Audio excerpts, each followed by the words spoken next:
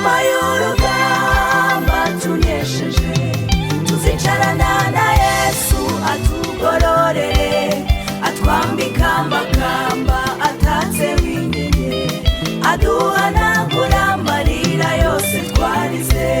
Muraho bene data, ndabashuje mu izina ry'umwami wacu Yesu Kristo. Nitwa Byukusenge Marie Jose. Nagarutse kandi nje kubaha ubuhamya bwanjye igice cya kabiri. Reka mbere yo kukinjiramo neza mbanze nsenge. Turagushimiye Uwiteka Imana yacu, turagushimiye kuko utwitaho ku manywa na nijoro kandi ukamenya ibidukwiriye.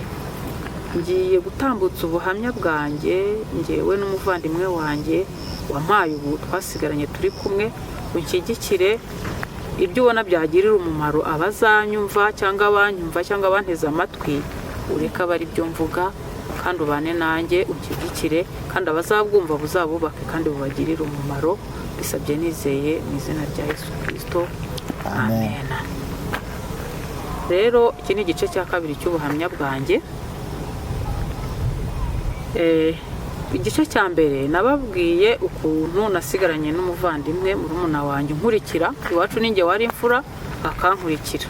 Iyo turebye turi kumwe ntumenye umutoya n'umukuru, ariko kubera ubuzima bwe yanyuzemo bw'uburwayi we uramureba ukabona ari we mukuru ubu ngubu kuri iki gihe.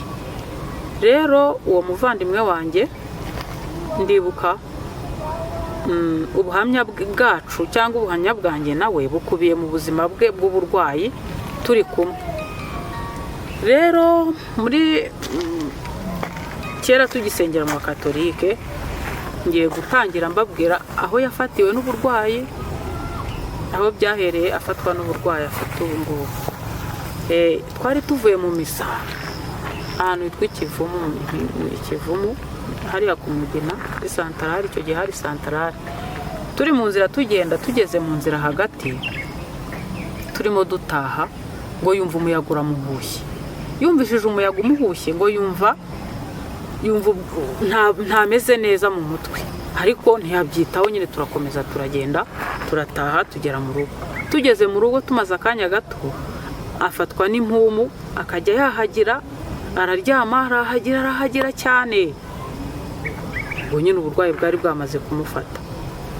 Ibyo yabitubwiye nyuma, ibyo by'ukuntu umuyaga wamuhushye mu nzira yabitubwiye nyuma ahagaruriye akenge. Duhita twumva ko ubwo nyine icyo gihe nibwo indwara yari imufashe, nimba ari imyuka mibi njye niko mbifata, kuko ni umuyaga wamuhuye. Noneho icyo gihe araremba, hari ingobyi za kera baba barayishatse, baba baramuhetse bamujyanye kwa muganga. Bamugejeje kwa muganga nanjye narabaherekeje icyo gihe, baramusuzuma babura indwara. Noneho n'igihe cya ya kirize yagize kiba cyarangiye, yabaye muzima. Abaye muzima rero n'indwara ibuze, barongera baraheka turataha dusubira mu rugo. Noneho uko iminsi igenda iza, ko agenda akura, indwara ikagenda ikura nayo. Ni ukuvuga ngo jenoside yabaye, ubundi yafashwe mbere ya jenoside ho gatoya. Jenoside yatangiye ari mu kwa 4, we yafashwe nko mu kwa 3, mu mpera z'ukwezi kwa 3. Urumva twabuze ababyeyi aribwo indwara ikimufata. Ababyeyi bamuvanye kwa muganga iyo nshuro imwe bahita bigendera, nsigarana nawe arwaye gutyo. Indwara irakura. Uwo muri jenoside nawe afite uko yabayeho, nawe urabyumva, arwaye gutyo ariko arasigara, ararokoka nawe. Turabana rero dukomezanya ubwo buzima arwaye. Uko akura indwara ikura, urumva yafashwe yahagira afite impumu. Igihe kigeze noneho atangira kujya agwa nk'umurwayi w'igicuri. Indwara ikamutungura ikaza igakubita hasi, akirumagura, mbese agapfa ni nko gupfa. Igihe cyagera tukabona arazanzamutse, arabyutse. Iyo rero yatubereye indwara ikomeye cyane. Ahantu twagiye turererwa hose byatubereye ubuzima bukomeye, kugezana n'iyi saha ntabwo iyo ndwara nigeze nyimenyera n'ubu sindayimenyera, kuko niba afashwe arahirita ibiki byose. Aho uri rero uhita wikanga ukumva umutima urasimbutse. Rero twarerewe kwa data. Mu buhamya bwa mbere igice cya mbere nabwiye ko twagiye turererwa mu miryango. Tubanza kurerwa kwa data wacu wasigaye arwaye, turimuka tujya kuba ku masambu yacu arwaye. Mukuru wacu wadushakanye nawe amaze gushaka tujyana mu rugo akirwaye bwa burwayi, ariko byari ibintu bikomeye, umve ngo byari ibintu bikomeye. Iyo yagiraga kirize nyinshi, za kirize zo kwikubita hasi iyo zabaga nyinshi, hari igihe cyageraga noneho akamera nk'umusazi, akadukubita akatwirukankana, ibintu akabimenagura, twabona biducanze bakamuboha, tugahamagara abanyamasengesho bakamusengera, bamusengera tukabona arorohewe akongera agasubira mu buzima busanzwe. Rero aho twarerewe kwa mukuru wacu ndabasabira umugisha. Ubwo urumva twari turi kuri urwo rugamba rukomeye, arwana, yirukanka, abohwa, yitura hasi, ibintu nk'ibyo byose. Rero byabaye ubuzima bugoye, biragorana cyane. Igihe kiragera baravuga bati rero reka turananiwe, reka tumushyire nyoko wanyu yabaga Rwinkwavu yitwa Ikibungo, aba turuhuyeho gatoya. Ubwo nibwo umupapa wo muri urwo rugo, umugabo wa mukuru wanjye nanjye twaramushoreye, turagenda tugera i Rwinkwavu. Uwo mukecuru yitwaga Narongo, abantu bavuye Bugande babyaye impanga babita ba Narongo, n'abagabo babo bakabita ba Sarongo. Abona tumugezeho, turamutunguye, abona tumugezeho, tuti rero dufashije uyu mwana, ubu turuhuye natwe ugerageze nawe ubugerageza, natwe turagiye. Umwana tumusiga aho ngaho, turagenda, nawe asigara ari kuri urwo rugamba. Ngewe urumva nigaga segonderi, ndagenda njya kwiga, papa watureraga nyine asubira mu rugo, umukecuru nawe asigara ku rugamba.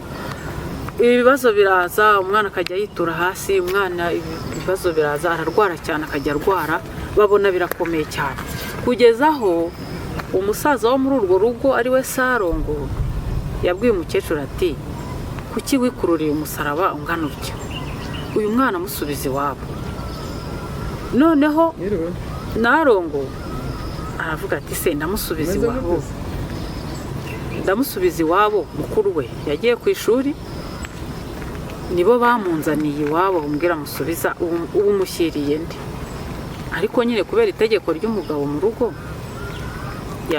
yararyumviye, afata wa mwana, afata itike, aramushorera, baragenda.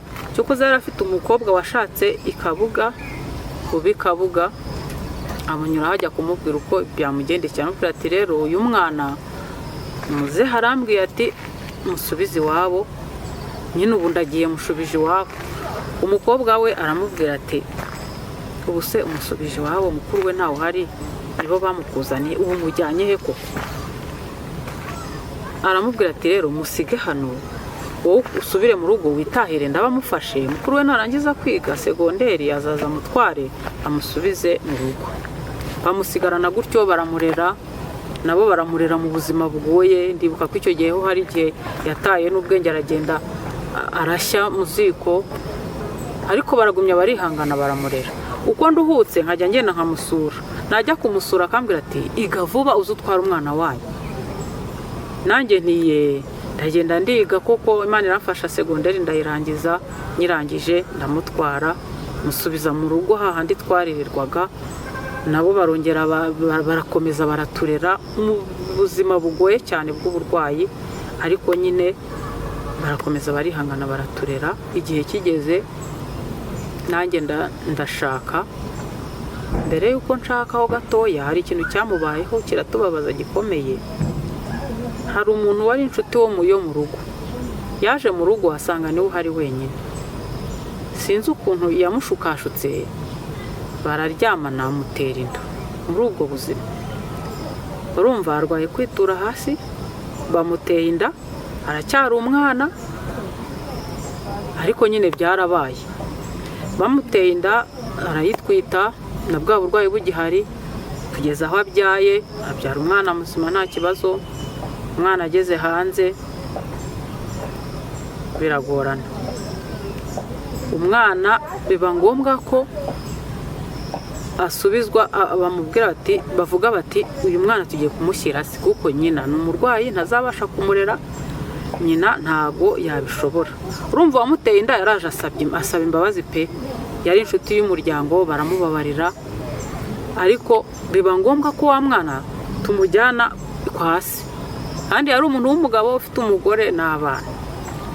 Umwana ndumva twaramujyanye afite amezi 5, nyina arwara amashereka, ariko nyine agera aho aramenyera.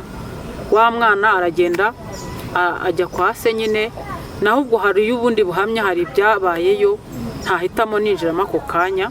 Gusa ikintu cyatubabaje nuko wa mwana ntago yabayeho. Hashize nk'ukwezi bahita batubwira bati muze mushyingure wa mwana yitabye Imana, aragenda. Ni ukuvuga ngo ngewe mfite umwana wanjye w'imfura afite imyaka 17. Ubu we umwana w'uwo mwana we yabaho yari kuba afite umwana urutabo abana banjye. Icyo kintu cyarambabaje n'ubu, kuba twaratakaje uwo mwana. Ubu yari kuba ari umuvomera iki, ari mukuru, ariko nyine ubwo Imana yarabishimye, nta kundi. Rero duhura n'ibintu byinshi bigoye muri ubu buzima. Ubwo urumva igihe cyarageze nanjye ndashaka. Muri ya famiye narerwagamo barankingira, njya mu rugo rwanjye mpamaze igihe gitoya kubera umuvandimwe nzi n'ubuzima bwe. Ndabasaba nsaba umugabo wanjye nti wambabariye nkazana murumuna wanjye mu rugo tukamurera hano. Aranyemerera ntiyangura, turamuzana mu rugo turamurera. Ubuzima ari bukiri bwa bundi. Icyo ndibuka igihe kimwe twarakodeshaga, agira kirize nyinshi cyane, araremba, ageze aho amera nk'umusazi. Abaye nk'umusazi amenagura ibirahure, ni inzu y'abandi, aratwirukankana, abaturanyi iki byose baramutangira baramuboha. Icyo gihe ngo yumvaga ijwi ririmo kumubwira ngo najye muri Nyabarongo yiyahure. Arasohoka aratora umuhanda aragenda ngo agiye kwiyahura muri Nyabarongo, ariko abantu baramutangira icyo gihe baramugarura, ibintu yabimenaguye, twahunze tubona baramugaruye, baramuboha. Duhamagara abanyamasengesho baramusengera, tubona arongera aracururutse. Nawe nyumvira nyine ubwo buzima. Mbese ahantu twagiye tuba nabahamya bibi. Niba waratambukaga mu muhanda icyo kibazo cyabaye, ibuye ryakugeragaho iyo utacungaga neza. Niba uje kumufata ubwo wizere yuko ibipfunsi n'imigeri uri bubirye. Noneho ngewe nka mukuru we ngiye yanziraga kubi yagiraga icyo kibazo, ngewe yumvaga yankubitira hari akindeba kure nuko hari nanjye narahungaga. Rero urumva twahuye n'ubuzima bukomeye buratubabaza. Ndibuka ko iyo twabaga turyamye agafatwa n'ubwo burwayi yahitaga, ngewe narikangaga gusa. Iyo yafatwaga gusa nahitaga numva umutima usimbutse nkikanga, ubwo nkahunga nkigirayo agahwera, nkavuga none harapfuye. Hashira umwanya nkabona arazanzamutse. Rero n'ubu nubwo byashoje ari mu rugo rwanjye, nabwo iyo yafatwaga narikangagaho ndi nkajya kumureba. Urumva iyo umuntu arwaye gutyo hari igihe ashobora kurwara gutyo ibyo yoroshye bikamupfukirana agahera umwuka. Iyo namwumvaga nahitaga mbyuka nkajya kureba uko aryamye, nkamutunganya neza kugira ngo atagira ikibazo. Hakabaho igihe mba nzi ngo none harapfuye birarangiye, ariko reka da, nkabona arongeye agarutse mu buzima. Hari igihe cyageze nkajya mbwira Imana nti Imana, kureba uyu muntu abayeho nabi, ubundi iyo umwicyurira akaruhuka wamwicyuriye agataha. Ariko ntabwo ariko byagombaga kugenda. Rimwe nabiganirijeho umuntu arampugura arambwira ati Imana ifite icyo yamusigarije, wimwifuriza gupfa kandi Imana yaramusigaje, ifite icyo yamusigarije, ahubwo saba Imana imbabazi, ntuzongere kumwifuriza icyo kintu. Rero Imana yagiye ibana natwe muri ubwo buzima bugoye kugeza na n'uyu munsi, iracyari kumwe natwe. Nihuse igihe cyarageze agifite ubwo burwayi nyine, n'ubundi n'ubu aracyabufite. Bitubera ikintu gikomeye muri famiye yanjye. Urumva nitwe twamureraga, yagenda yatanga samuye, twamubwira tuti se wiriwe hehe, wagiye uvuga ahantu ugiye tukamenya, uramutse ugize ikibazo twamenya tugushakira hehe. Ararakara akajya ababara ati ngewe si ndi umwana, ntago ndi umwana wo kujya mbabwira ngo ngiye aha, ngende umuntu mukuru. Icyo gihe tugahora tubimubwira. Hari igihe cyageze akajya akunda gutaha nijoro, twamuhugura tukabona bifashe nabi. Icyo gihe rero twahuye n'urugamba rukomeye, yageze aharambwira ati njye ndashaka kujya kuba njyenyine, ndashaka kwikodeshereza nkaba mu nzu njyenyine, murambangamiye, njye ndi mukuru we nyine numva yambwiza gukuri ngo njya kujya ahantu njye mbabwira aho ngiye, ngo njye ntakare, yumva turamubangamiye. Noneho icyo gihe rero ni njye yisangaga harambwira ati njyewe nyemerera njye nikodeshereze njye mba njyenyine nisanzure. Ndareba ndavuga si ubu koko ku mutima ndakure kujye kuba wenyine, uzitura hasi, niba urugi rurangaye ubwo ruzagumya rurangaye, nujya hanze nujya iyo ngiyo ukagwa iyo ntawe uzamenya ngo wa muntu uko atataye. Mbese numva ni ibintu bikomeye cyane kandi nkabona yamaramaje. Arangije aranyishaza arabimbwira ati njyewe mu burenganzira mu ruhushya njyewe nikodeshereze. Rero hari ahantu ibintu bigera bigakomera, ndamubwira nti rero ndakwemereye, ntigenda uzikodeshereze. Ndamwemerera, ariko mu kumwemerera nasigaye nsenga ndavuga nti Imana nubwo mwemereye ntabwo mwemereye, shaka impamvu ishoboka ibaho yatuma uriya muntu atajya kuba wenyine. Ubu si igihe twamurereye abantu bazavuga ko tumunaniwe, ubu se ko arwaye kuri azabaho wenyine ate, ubuzima buzakunda bute? Nsigara nsenga, namwemereye ibyo kumwikiza, ariko nsigara mbwira Imana nti ntiwemere ko ajya kuba wenyine. Nshimye Imana rero ko icyo gihe yaranyumviye. Hari amafaranga ajya abona buri kwezi, yahise ajya kuri banki ajya kubikuza ngo ajye kwishyura inzu.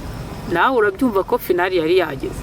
Aragenda, ari mu nzira agenda ahura na wa mukuru wacu watureze tukiri batoya nyine kugeza akingiye. Aramubaza se uvuye he? Mvuye kuri sako kubikuza amafaranga, ngiye kwikodeshereza njye mba njyenyine. Mukuru wacu ahita amuhagarikira aho ngaho aramubwira ati none se yitwa Felicita, none se Felicita ahantu uri kwa mukuru wawe ntugira icyumba cyawe? Ndakigira. Hari ukikuvogeramo se? Ntawe. Ntibaguha ibyo kurya se? Barabimpa. Wabuze iki se? Ufite ikihe kibazo? Hari igihe yagiraga ubuzima akajya abasha kuzunguza imineke na voka. Amafaranga yawe se ucuruza hari uyakwaka? Ntawe. None urajya hehe? Aramwigisha icyo gihe, aramwigisha ati rwose ndakubujije. Tugize amahirwe tubona aramutangiriye, bimuvamo gutyo agaruka byamuvuyemo. Nanjye mpereza Imana icyubahiro, nti Mana urakoze kuko uyu muntu atakigiye kuba wenyine, Imana iramugarura. Muri icyo gihe rero nubwo Imana yamugaruye, niho Imana yamuhuje n'umugabo ubu bari kumwe. Icyo gihe Imana ihita imuhuza n'umugabo bari kumwe, n'umugabo wapfakaye afite abana, ariko icyo gihe yari ari wenyine. Barakundanye, bapanze ku bana, baraje barabitubwiye. Umugabo turamubwiye se ko uyu muntu ari umurwayi gutya na gutya, uzabana nawe gute? Ndamubwira, arambwira ati nanjye yarabimbwiye, nta kibazo, ibyo nta kibazo, narwara nzamurwaza kandi nzanamuvuza indwara irakira. Numva nge ntanyumvise, mpamagara wa mukuru wanjye ni ngwino undebere nawe umfashe kubwira uno mugabo ukuntu agiye gutunga uno muntu, nge ntago arimo anyumva. Turamufatanya turi babiri, uyu muntu arwaye gutya, bimeze gutya, ibi bintu uzabyihanganira? Umugabo ati ibyo si ikibazo yewe. Urumva rero byari inzozi kuri ngiye kumva ngo Felicita murumuna wanjye urwaye kwa kundi agiye gushaka umugabo. Nabyemeye hari ari uko twagiye ku murenge bagiye gusezerana. Ni ukuvuga ngo nyine twarabemereye nyine, kuko umugabo yari yabyiyemeje, bahita bapanga no gusezerana, bajya kwandikisha urukiko. Twebwe twumva tutabishyikira. Ndibuka najyaga ngira ibihe byo gusenga, ngiye nkasenga mvugane, Mana nkiriza umuvandimwe, numara kumukiza uzamuhe n'urugo. Ngiye numvaga ko hazabanza kumukiza, yamara kumukiza ikamuha urugo. Ariko Imana yose ko yabibonaga, ahubwo yo yabanjije kumuha urugo, dutegereje ko izanamukiza. Mu kwizera rero Imana ubwo yahise imuha urugo gutyo, cya kibazo nari mfite cyo kuvuga ngo arajya kwibana badashubijwe, barasezerana mu murenge. Urumva bahita bajya kubana. Icyo gihe bahise babana, cyari muri cya gihe cya Covid. Turabaherekeza barabana, ubu bari mu rugo n'umugore n'umugabo, bamaze kubyarana abana babiri, umuhungu n'umukobwa. Bwa burwayi si uko hari aho bwagiye, aratwita amezi 9 kuzura akajya kubyara, agaheka umwana akajya gukingiza, akajya n'ahandi hose, kandi bwa burwayi bumeze bute buracyahari. Gusa aho yashakiyeho byagabanutseho gakeya, ariko uburwayi buracyahari, turacyasenga Imana. Rero kuri impamvu ntanze buno buhamya, nagira ngo mbabwire ko Imana irashoboye kandi Imana irakomeye.